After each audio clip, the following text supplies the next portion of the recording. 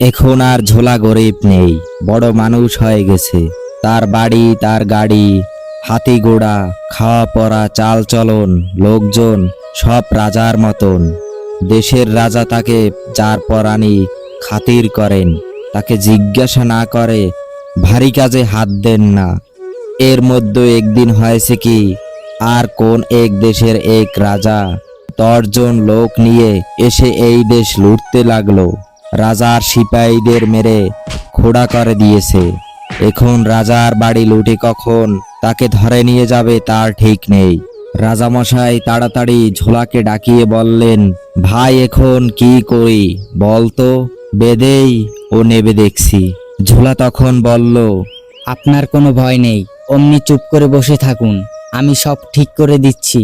বলেই সে তার লাঠিটা হাতে করে নিয়ে রাজার সিং দরজার বাইরে গিয়ে চুপ করে বসে রইল। বিদেশি রাজা লুটতে লুটতে সেই দিকেই আসছে। তার সিপাই তার হাত ঘোড়ার গোলমালে কানে তালা লাগছে। ধুলোই আকাশ ছেয়ে গিয়েছে। ঝোলা খালি চেয়ে দেখছে, কিছু বলে না।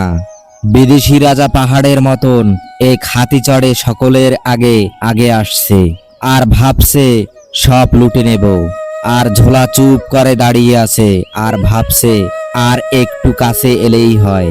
তারপর তারা যেই কাছে এসেছে অমনি ঝোলা তার লাঠিকে বলল, লাঠি লাগাতো, আর যাবে কোথায়? তখনই এক লাঠি 4-5টা হয়ে রাজা আর তার হাতি ঘোড়া সকলের ঘাড়ে গিয়ে পড়ল। আর পিঠুনি যে কেমন দিল, সে পিঠুনি খেয়েছিল তারাই বলতে পারে।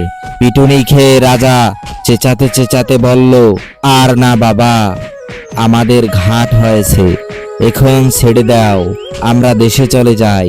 ঝোলা কিছুই বলে না, খালি চুপ করে দেখছে আর একটু একটু হাসছে।